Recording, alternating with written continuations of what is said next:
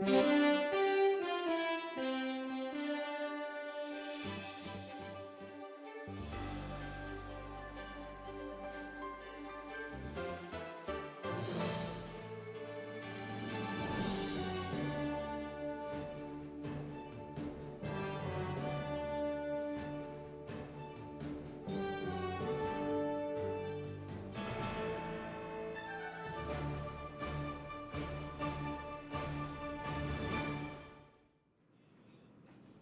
evening and welcome to WTOP Wednesday Night News. I'm Mike DeWolf. We have a student reaction coming up about the gunman on a North Carolina campus and a Fulton man who is appearing on Good Morning America. And I'm Megan Roberts. We also will be bringing you an update on the Herman Cain sex allegations today. Today is November 9th, 2011. Let's take a look at the top developing story in the sporting world with Jonathan Kahn. 10 News starts now.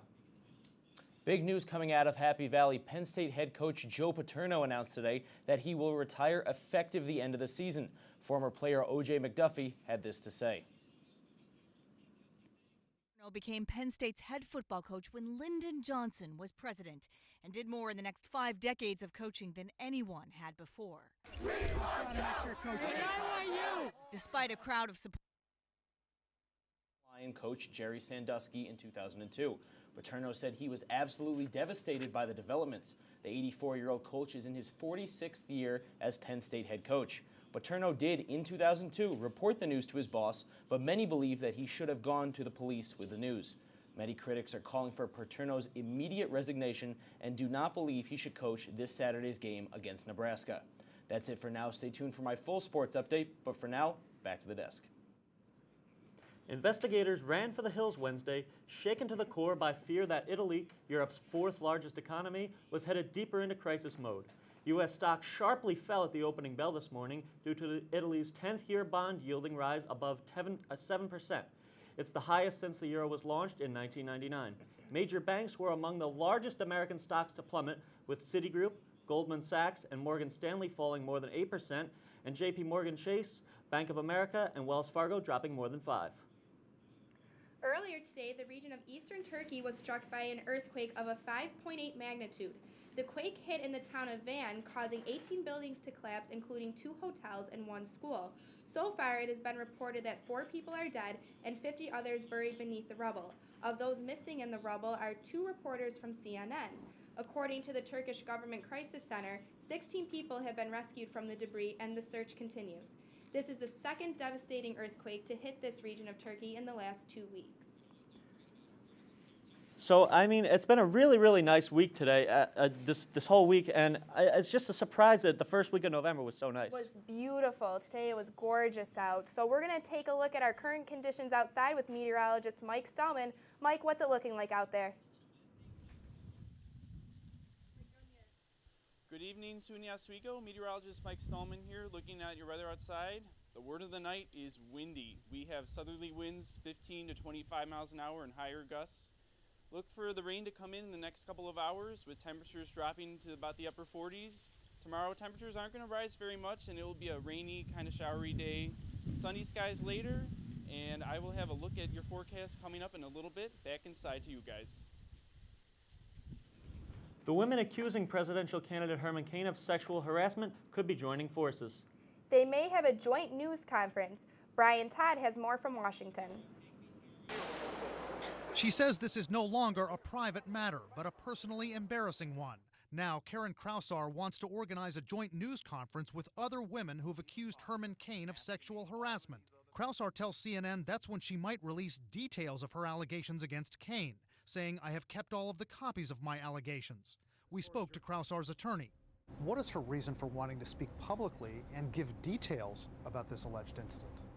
Given all that's come out now, she feels she really has to give the details to make it clear that her complaint was not baseless or a fabrication, as Mr. Cain has stated in his press conferences. Cain said this about Krausar's 1999 allegations against him while they worked at the National Restaurant Association. She could not find anyone to corroborate her story. As their attorneys do the media rounds, all sorts of questions are raised about a potential news conference. If and when that happens, it'll likely open up these women's lives even further. Their attorneys are already facing questions about the character of their clients. That For Krausar, there are questions about another workplace complaint after her days at the Restaurant Association. Krausar tells CNN she did file a grievance with the old Immigration and Naturalization Service because she wasn't allowed to telecommute while recovering from a car accident, as another employee was allowed to do.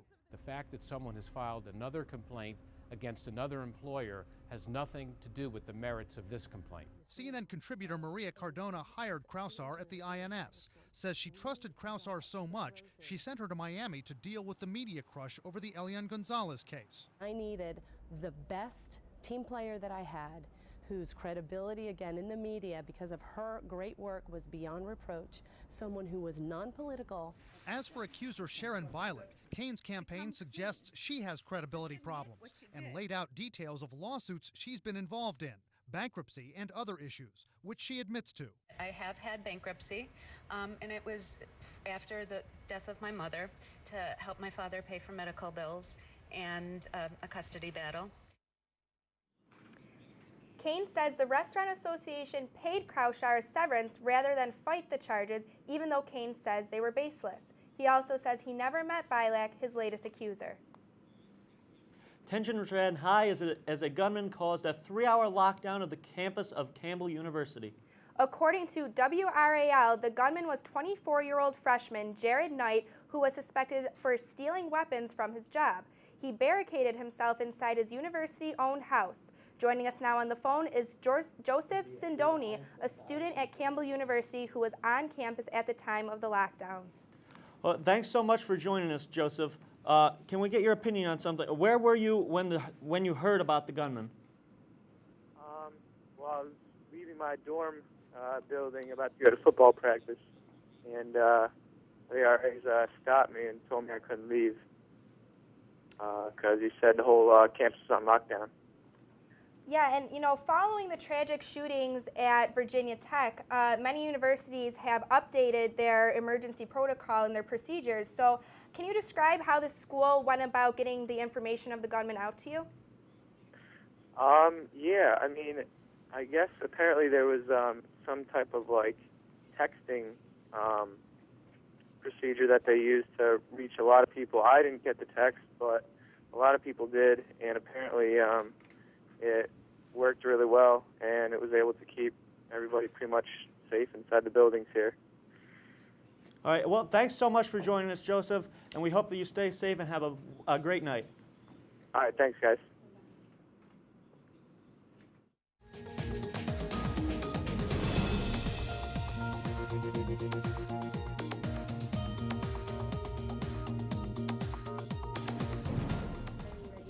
Mexican security forces have committed serious human rights violations and even murder. According to a new report by Human Rights Watch, the report says that Mexican police have tortured and even killed innocent people as they try to fight organized crime and drug trafficking there. Nearly 5 years into this war against Mexican drug cartels, Mexico was rebuked by a human rights organization that found a pattern of abuses by the security forces. Greek Prime Minister George Papandreou will officially resign today following days of talks on forming a new government. In a televised address to the nation, Papandreou said that a government of national unity would do whatever was necessary to bring Greece out of the crisis. He says the country will be stronger and more secure in the future after a bailout deal is implemented. The name of his successor is unknown.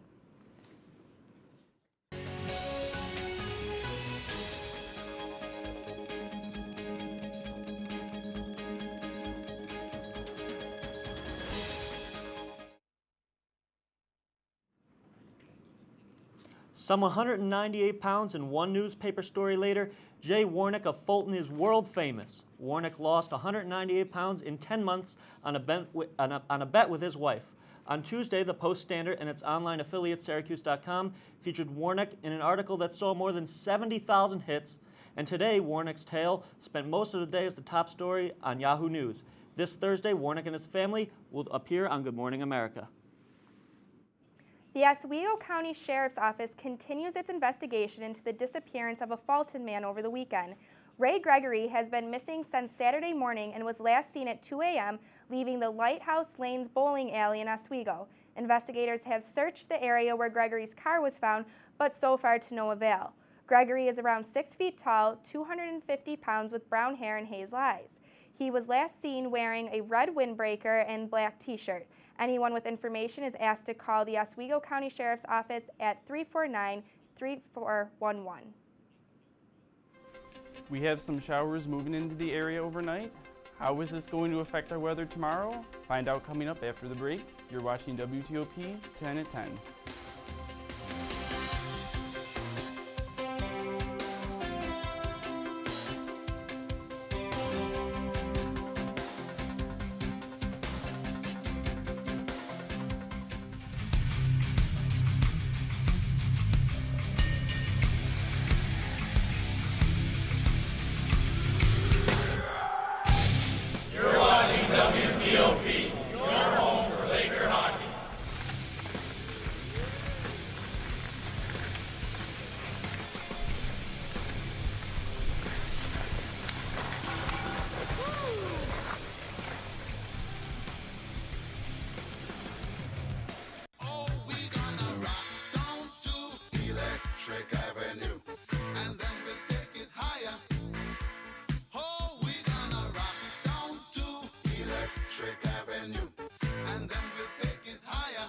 Oswego MBA program, helping you achieve your goals with a customized curriculum developed with flexibility in mind. Take classes year-round, full or part-time in Oswego, online or at the Metro Center in downtown Syracuse. More information is available online or by calling 315-312-2911. Get your Smokey on. If you see someone in danger of starting a wildfire, step in and make a difference. Because 9 out of 10 wildfires can be prevented. Only you can prevent wildfires. Hi, I'm CNN's Rob Marciano, and you're watching WTOP 10, your television station.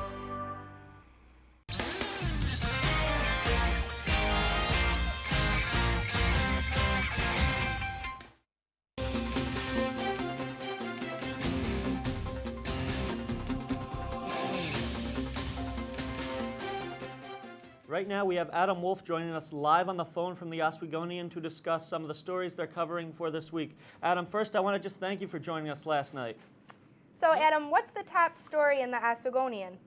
Right, well, everybody knows about Occupy Wall Street being out in the quad in Oswego. We wanted to do a comparison between that protest and arguably the wildest protest you've ever seen on SUNY Oswego's campus, which was about 50 years ago in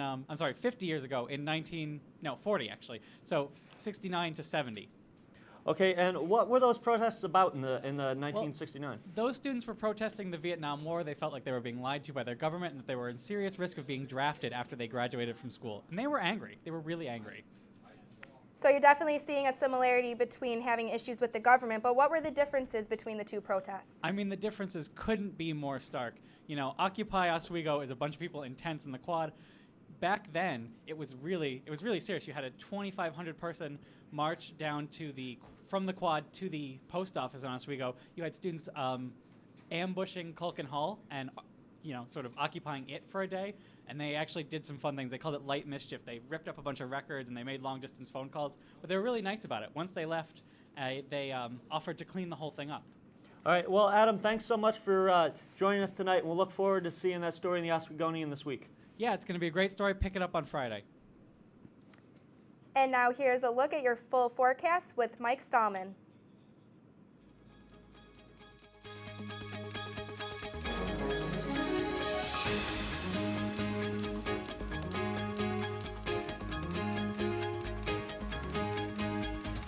Good evening, Oswego. Meteorologist Mike Stallman here with your forecast tonight. We have temperature of 60 degrees, the dew point 33, so it's a dry night, but as I said before, it's very gusty, it's windy, so if you don't have to go outside, I'd encourage not to. Today, the one thing I'd like to point out, it was 68 degrees. That's about 20 degrees higher than our average high for the day, so I hope you got outside to enjoy it because it was gorgeous. And the sunset will be at 4:46 p.m. tonight. Looking at the temperatures around the area, we've got 61 degrees in Syracuse, a 55 in Buffalo, 51 in Binghamton, temperatures around 55 to 60. And some of the weather headlines for today. Showery weather to come. There's a historic storm over the Gulf of Alaska, and the reason I say that is because it could wipe out barrier islands. Could be hurricane force wind gusts, so looking really good for that. And possible snow tomorrow night, we'll find out shortly. And here's a look at our WeatherTap radar. Right now we've got some showers coming into the area. They'll be here in the next hour or two. Looking at the satellite, that's also indicative of a cold front that's coming through the area overnight. And here's our IntelliCast surface map. The cold front that has been charging through, it is coming right up to New York and it will be crossing our region during the night. Now looking at our futurecast, tomorrow morning we should have some showers around 7 a.m. and we're going to look for that to continue from 10 a.m. on. So when you're outside walking for classes, you're going to need your jacket, you're going to need an umbrella. It's going to be a showery day. So for tonight, we have temperature 48 degrees, scattered showers, it's very breezy outside, winds about 10 to 15. Tomorrow we have 50-degree temperature, chance of showers and turning partly sunny, southwest wind 10 to 15. Tomorrow night, a few showers, and there could be some wet snow mixing in very late with temperatures hovering in the mid-30s. So look out for that if you're a snow lover. Tomorrow night's going to be your night. And here's a look at your 7-day forecast. We've got 50 degrees again, as I said, tomorrow. Friday's not looking like a very nice day with temperatures in the low 40s, rain, snow showers in the morning. Saturday looking like the best day of the weekend. Sunday is looking like we're going to have a few showers later at night. And Monday and Tuesday warming up, but we're going to have showers again. So looking like a showery pattern, guys.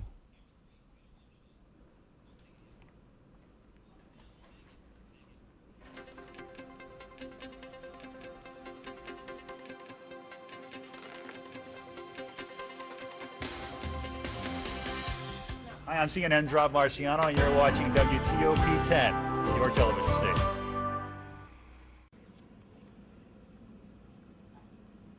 The Lakers oust Cortland 50 to 98-20.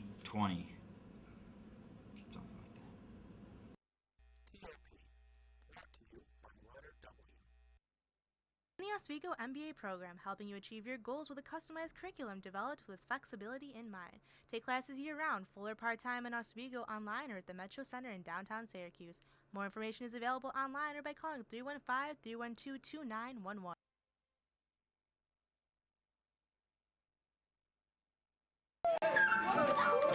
I'm lucky. I get to do something I love. How many of you think homework is just as important as teamwork? I help keep kids in school. Good. And that's the name of the game. My name is LaDainian Thomason. I don't just wear the shirt, I live it. Give, advocate, volunteer. Live United.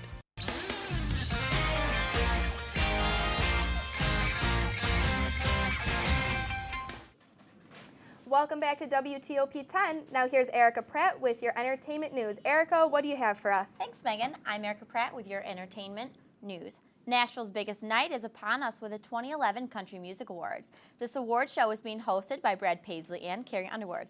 Both stars are up for an award, with Brad being nominated for Entertainer of the Year. Tune in after the news to catch the biggest winners and upsets in country music world. The Oscars are without a host. Mariah Carey has a new gig after the pregnancy, and Live with Regis and Kelly have new plans for the future. Michelle Wright has tonight's Hollywood in a Minute.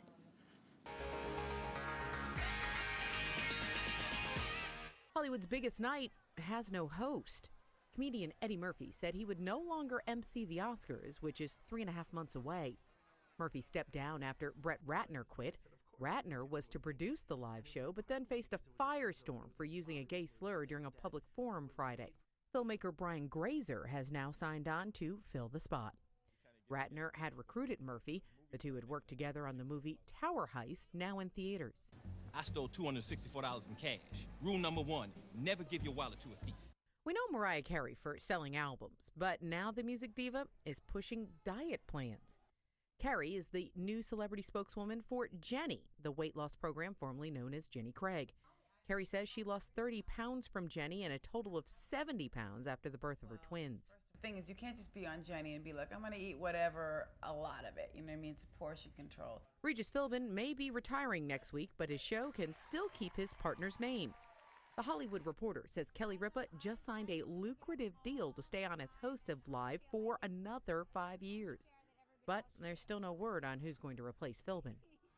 For Hollywood Minute, I'm Michelle Wright. Mississippi voters have rejected a ballot measure to eliminate abortion. The so-called Personhood Initiative asked voters to amend the state constitution to define life as beginning at conception. That would have removed abortion as an option even for victims of rape and incest. The measure could have also restricted in vitro fertilization. They may not be appearing on New York roadways right away, but the Alliance Defense Fund has won a round in the 7-year-old battle to allow motorists to get Choose Life license plates on their vehicles. New York State's Department of Motor Vehicles blocked the plates, saying they didn't want to be involved in the debate over abortion. The Alliance contended that the state was overreaching its authority and violating the First Amendment. The issue was taken to court, and on Tuesday, the Federal Northern District out of Syracuse ruled that on the behalf of the Alliance. The actual distribution of the plates, though, will be held back in case there is an appeal. So, I mean, a lot of different stuff has been happening around the sports world, but something that really struck me was the death of Joe Frazier. Absolutely. And so we're going to take a look at our sports right now with Jonathan Kahn.